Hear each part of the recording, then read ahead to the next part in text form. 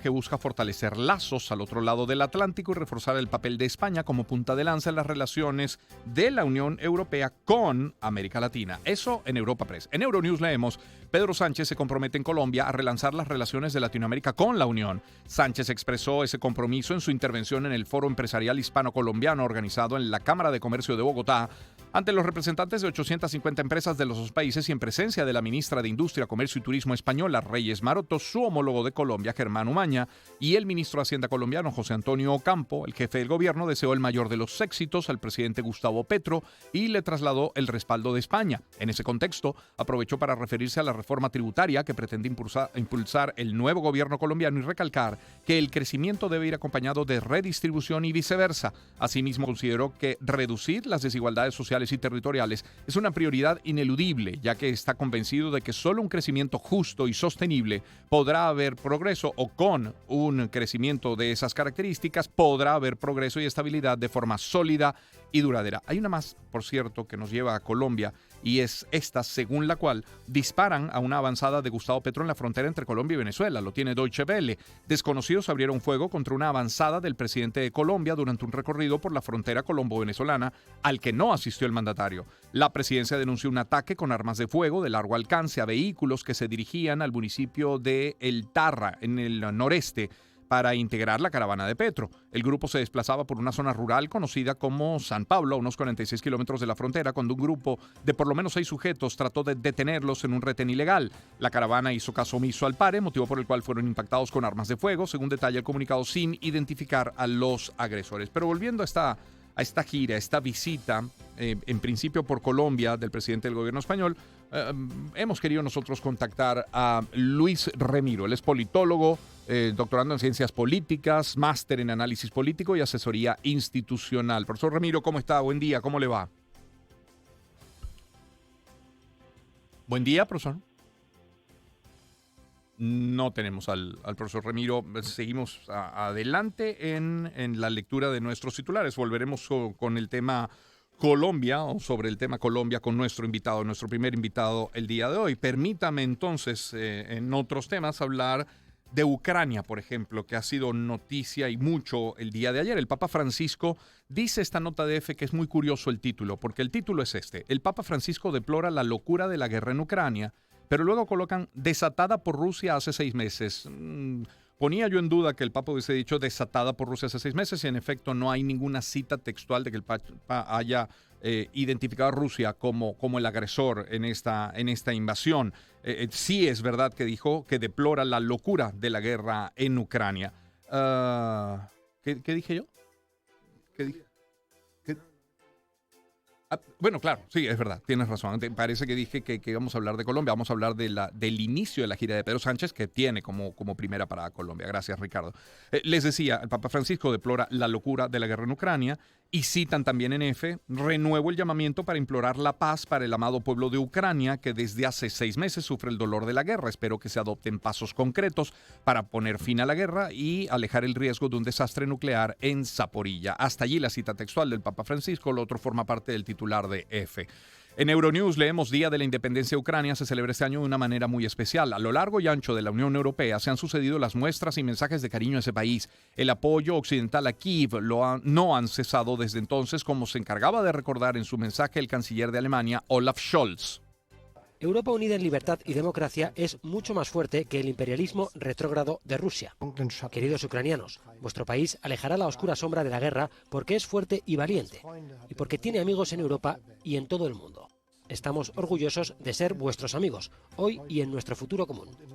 En Euronews leemos: con los tanques rusos derribados como trofeos, discursos patrióticos a través de las redes sociales y con la moral bien alta, Ucrania celebró el 31 aniversario de su independencia de la Unión Soviética. Dice esta nota que a lo largo y ancho de Europa, por su parte, también se celebró con diferentes eventos el Día Grande de un país que desde hace medio año acapara la atención mundial. El secretario general de la ONU, Antonio Guterres, ofreció declaraciones ante esta celebración.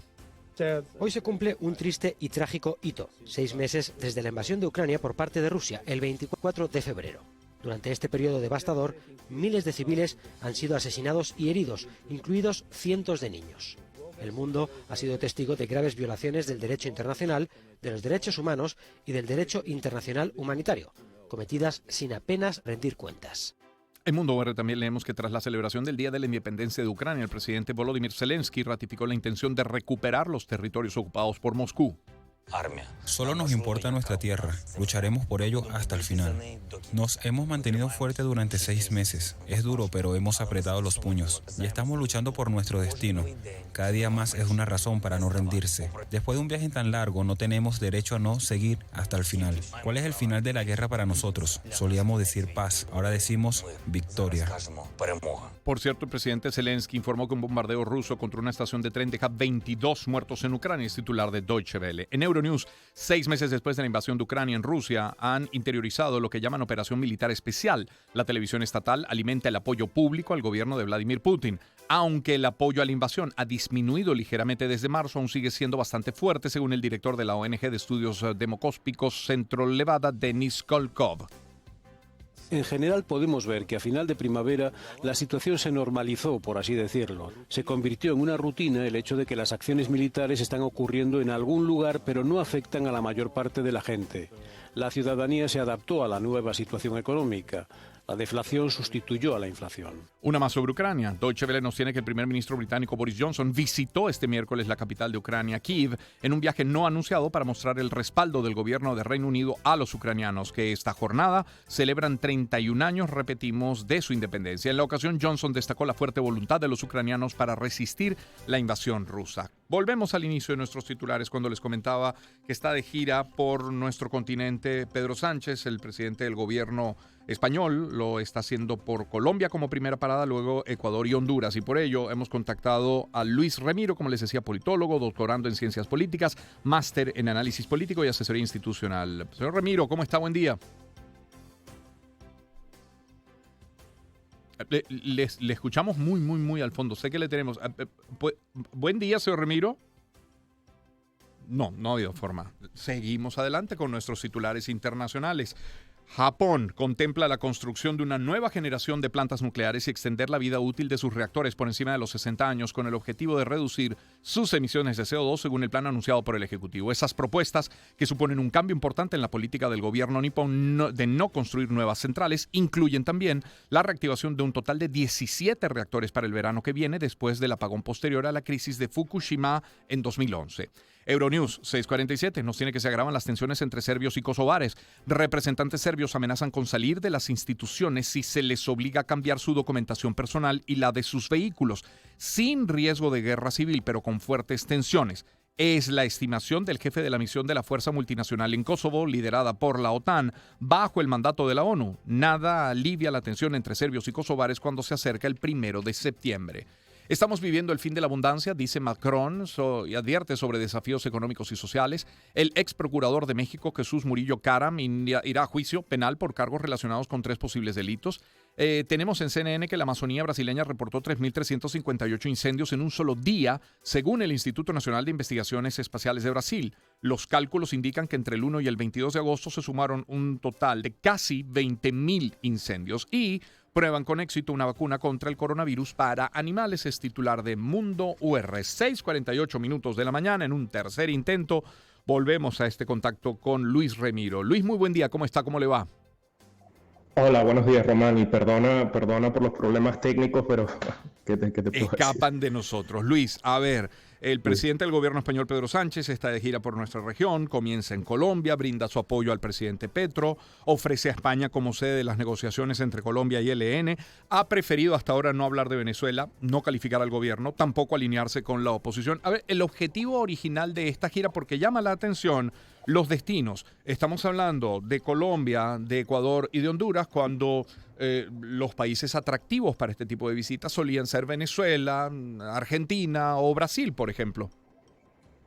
Sí, bueno, para empezar, Venezuela obviamente desde hace unos años atrás es casi materia tóxica, ¿no? Para la mayoría de los países europeos y Estados Unidos, que bueno, que prefieren, básicamente es un tema que desde hace tiempo prefieren no tocar y mucho menos pues hacer una visita oficial de este tipo, ¿no?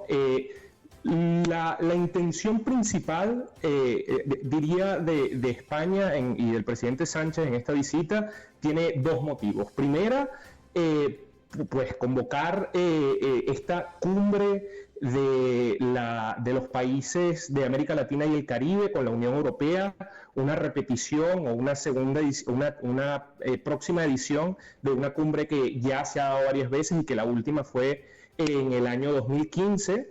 Eso por un lado, básicamente aprovechando que España y Pedro Sánchez presidirá el Consejo de la Unión Europea en el segundo semestre del año siguiente, ¿no? Entonces, básicamente, España quiere ser esa bandera de comunicación entre América Latina y la Unión Europea, obviamente, en este caso. Y segundo, también tiene una connotación económica también. Pues, obviamente, el gran acercamiento entre China y América Latina, pues, obviamente está amenazando con desplazar el porcentaje de inversión que hay de la Unión Europea en América Latina, e incluso quien acompaña a Pedro Sánchez en estas visitas oficiales a estos países es la ministra de Comercio y Turismo, la ministra Reyes Maroto, que justamente parte de esta agenda que van a tener tanto en Colombia como Ecuador y como en Honduras, pues supone también encuentros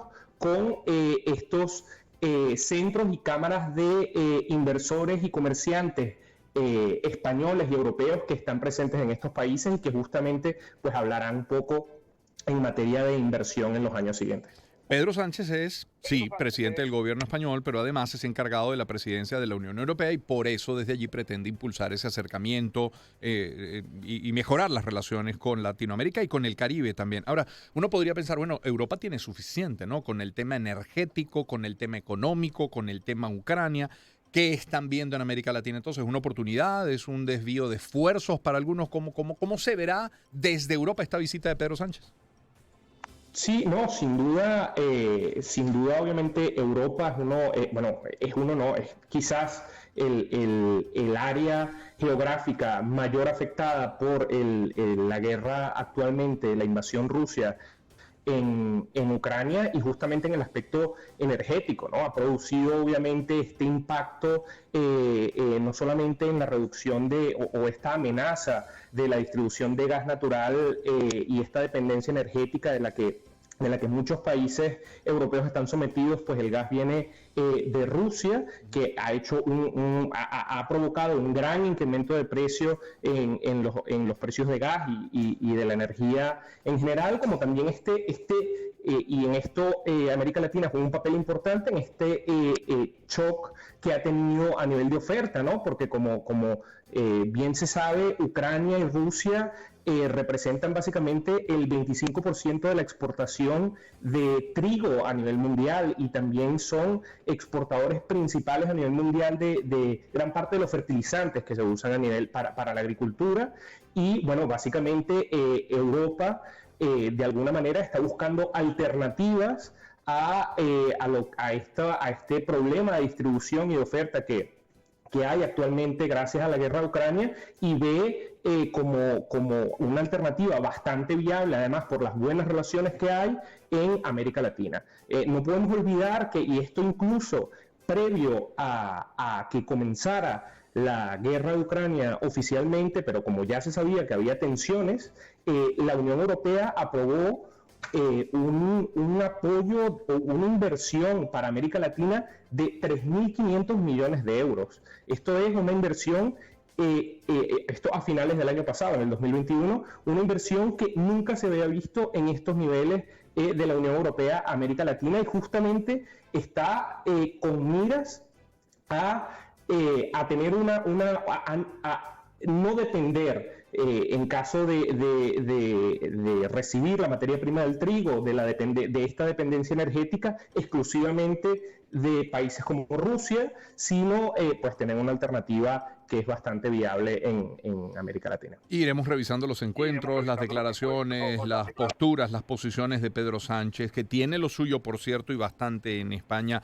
gracias a Luis Remiro, politólogo, doctorando en Ciencias Políticas, máster en Análisis Político y Asesoría Institucional. 6:55, los deportes.